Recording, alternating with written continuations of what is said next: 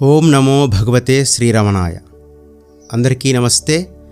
శ్రీరమణీయం ఛానల్కి స్వాగతం. దిక్కాలాద్యనవచ్ఛిన్నానంత చిన్మాత్రమూర్తయే స్వానుభూత్యైకమానాయ నమశ్శాంతాయ తేజసే. దేశం కాలం అనే పరిమితి లేనిది, జ్ఞానమాత్ర స్వరూపమైనది, కేవలం అనుభవం చేతనే తెలియబడేది, శాంతమైనది అయినటువంటి జ్యోతిస్వరూప పరబ్రహ్మస్వరూపమైన భగవాన్ శ్రీ రమణుల పాదపద్మములకు ప్రణమిల్లుతూ, ఈ లోకంలో రమణుల అవతారం ఒక జ్యోతి ప్రకాశంగా ఒక అంధురాలికి కనిపించడంతో ప్రారంభం అయ్యింది.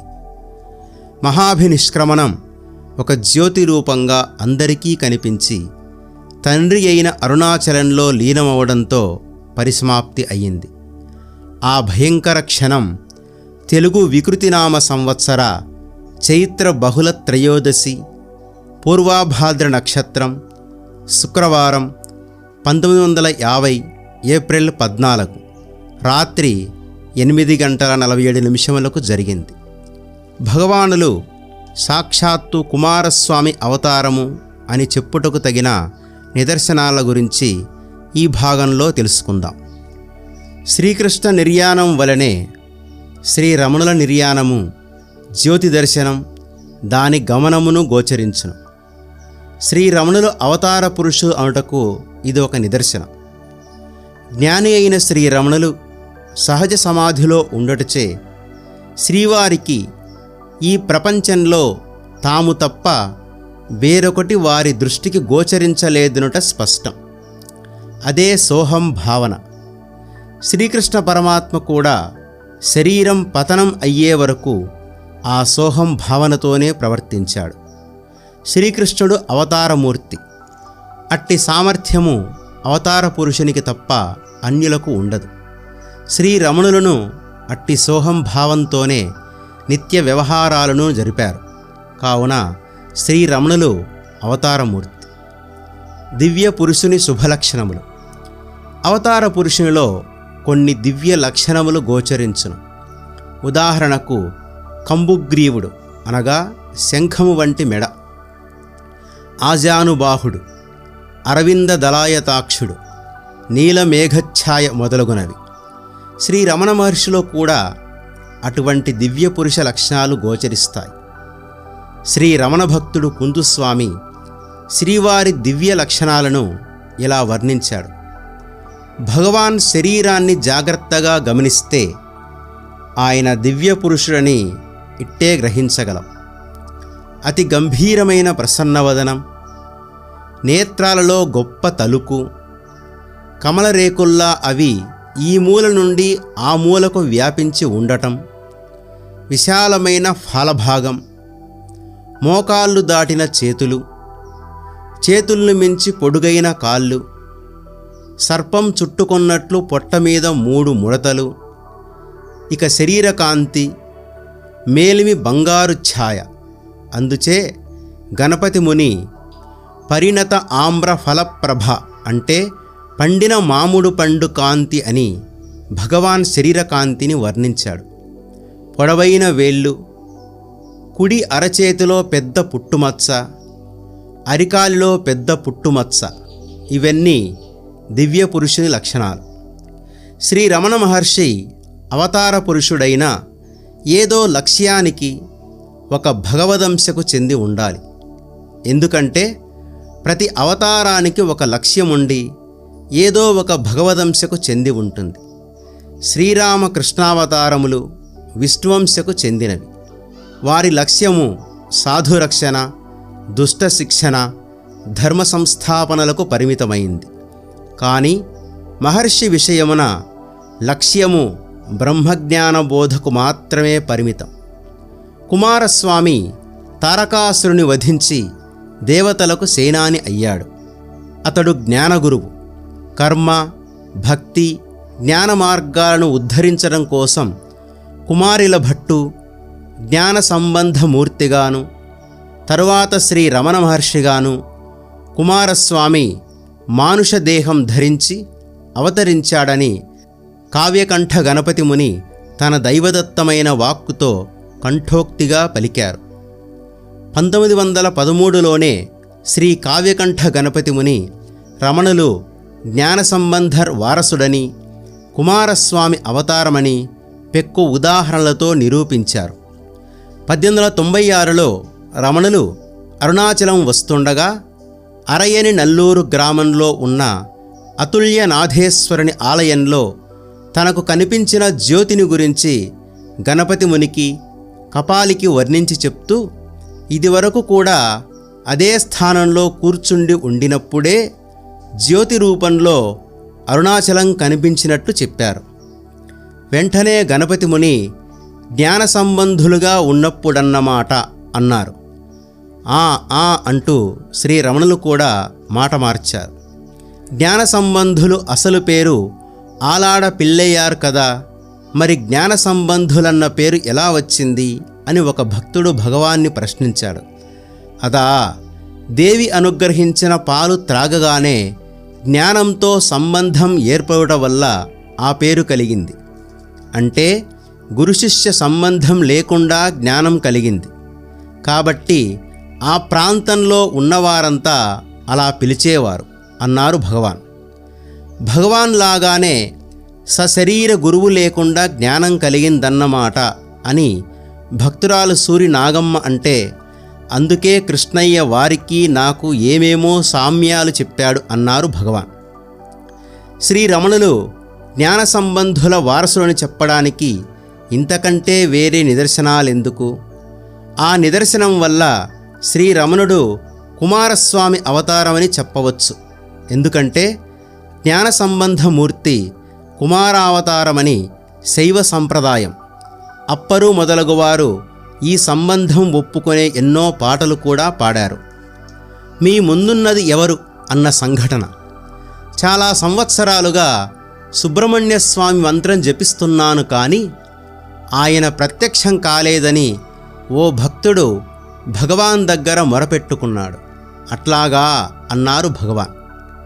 పక్కనే ఉన్న భక్తుడు మురగనార్ సంతోషంతో మీ మంత్రం ఫలించింది, మీ ఎదుట ఉన్నవారు ఎవరనుకుంటున్నారు అన్నాడు. ఒక్కసారిగా ఆ భక్తుడు తుల్లిపడ్డాడు. కళ్ళు పెద్దవి చేసుకుంటూ శ్రీరమణుల వంక తదేకంగా చూశాడు. ఆ భక్తుడి నేత్రాల నుండి ఆనంద భాష్పాలు రాలిపోతున్నాయి. అవును, నా మంత్రం ఫలించింది, నా ఇష్టదైవం ప్రత్యక్షమైంది అంటూ పొంగిపోయాడు. తరువాత ఆ భక్తుడు మురుగనార్తో శ్రీరమణ భగవాన్ శ్రీ సుబ్రహ్మణ్య స్వామి శ్రీవల్లీ దేవసేన సమేతుడై దర్శనమిచ్చారు. శ్రీరమణులే సుబ్రహ్మణ్యుడు అని తన దివ్యానుభవాన్ని చెప్పాడు. మాట్లాడే నడిచే దేవుడు అన్న సంఘటన. తిరుచెందూర్ శ్రీ సుబ్రహ్మణ్యేశ్వరాలయంలో త్రివేణిగిరి స్వామి అనే సాధువు ధ్యానం చేసుకుంటూ ఉండేవాడు.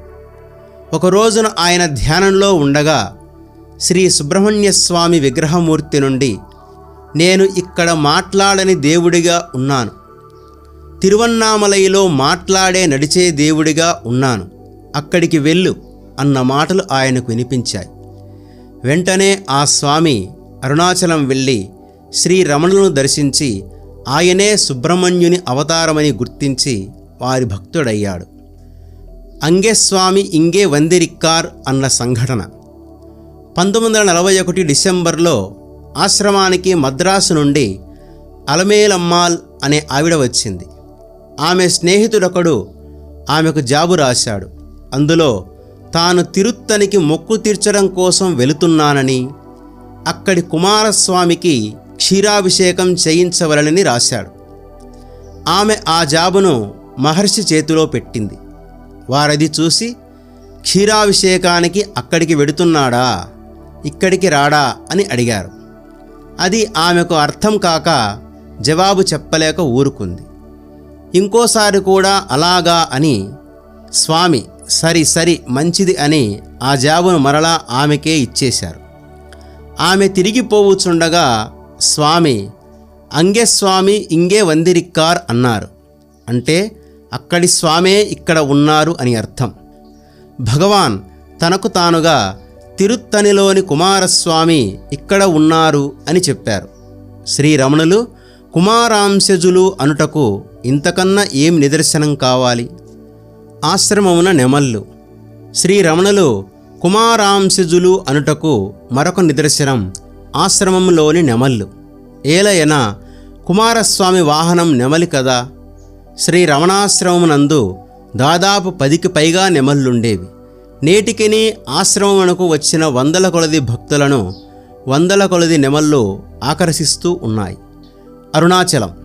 అరుణాచలం అంటే రమణులకు తండ్రి భావన. ఆత్మసాక్షాత్కారం అయిన తరువాత ఇల్లు వదిలి వెళ్ళిపోయే సమయంలో అన్నకు రాసిన జాబులో నేను నా తండ్రిని వెదకుచు నా తండ్రి ఆజ్ఞానుసారం అని రాశాడు. తనను అర్పణ చేసుకునే సమయంలో కూడా తండ్రి నీ ఆజ్ఞ మేరకు వచ్చాను అని అన్నారు. పూర్వ సంబంధం లేనట్టయితే ఆ తండ్రి భావన ఎలా కలుగుతుంది? రమణుని ఇంటికి తిరిగి తీసుకువెళ్ళడానికి ప్రయత్నించి విఫలురాలైన తల్లి కూడా అరుణాచలేశ్వరునితో, స్వామీ అరుణాచలేశ్వర, ఇక వెంకట్రామన్ నా బిడ్డగాడు, నీ బిడ్డను నీకు అప్పగిస్తున్నాను అంటుంది. రమణుడు శివకుమారుడు కాబట్టే శివక్షేత్రాలైన తిరుచులి, మధుర, అరుణాచలాలను తన లీలాక్షేత్రాలుగా చేసుకున్నాడు. అగ్నికుమారుడు కాబట్టే జ్యోతిస్వరూపమైన అరుణాద్రియందు నివసించాడు.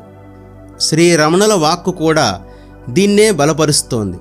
1912వ సంవత్సరం వినాయక చవితి నాడు ఒక కుమ్మరి ముందుగా తయారు చేసిన వినాయకుని ప్రతిమను స్వామి విరూపాక్ష గుహలో ఉండగా తెచ్చి సమర్పించాడు. దానిని విరూపాక్ష గుహ బయట గోడలో ఉన్న ఒక గూటిలో ఉంచారు. భక్తుడు ఈశ్వరస్వామి వినాయకునిపై తానొక పద్యం చెప్పి అందరినీ చెప్పమన్నాడు. భక్తుల కోరికపై స్వామి కూడా ఒక పద్యాన్ని తమిళంలో చెప్పారు. దాని భావమేమనగా, బిడ్డగా కన్నవానిని అనగా శివుని బిచ్చగాని చేసి ఎక్కడెక్కడను తిరిగి పెద్ద పొట్టను పెంచుకొంటివి, నేనును అతని బిడ్డనే ఓ గూటిలోని వినాయక. ఇందు స్వామి నేనును బిడ్డనే, వెనుక వచ్చిన వారిని తమ్మునిగా పొందియు అని తమను గురించి తామే తెలుపుకొన్నారు. కనుక వారు కుమారాంశజులు అనుటకు సందేహమేమి? వినాయకుని తమ్ముడు కుమారస్వామియే కదా. శ్రీరమణాయ నమః అన్న సంఘటన. శ్రీ కావ్యకంఠ గణపతి ముని కుమార్తె శ్రీమతి వజ్రేశ్వరి మాటల్లో, ఒక సాయంత్రం భగవాన్ సన్నిధిలో మేమంతా కూర్చొని రమణనామ మహిమను గూర్చి చెప్పుకుంటున్నాం. భగవాన్ అంతా వింటూ చలనం లేకుండా కూర్చున్నారు. సుప్రసిద్ధ రమణ భక్తులు మురుగనార్కు శ్రీ రమణాయ నమః అన్నది శివ సహస్రనామావళిలో ఈశ్వరావతారంగా చెప్పడం ఎక్కువ ఇష్టం. ఇలా జరుగుతుండగా సాక్షిగా ఉన్న భగవాన్ ఉన్నట్టుండి జోక్యం కల్పించుకొని చిరునవ్వు చిందుతున్న మోముతో శ్రీరమణాయ నమః అనే నామం సుబ్రహ్మణ్యస్వామి నామావళిలో కూడా ఉంది సుమా అన్నారు. ఆ క్షణంలో భగవాన్ మాట్లాడిన ఆ తీరు, వారి రూపం తాను సుబ్రహ్మణ్యస్వామి అవతారం అని చెప్పినట్లు అనిపించింది మాకు. మా నాయనగారు భగవాన్ సుబ్రహ్మణ్యస్వామి అవతారమని చెప్పటానికి ఎన్నెన్నో ప్రమాణాలు వేదాల్లోంచి, నాడీ శాస్త్రంలోంచి, పురాణాల్లోంచి, స్వీయ అనుభవం నుంచి ఉదాహరించేవారు. ఇలా శ్రీరమణులు కుమారాంశజులని చెప్పడానికి ఎన్నో నిదర్శనాలు ఉన్నాయి.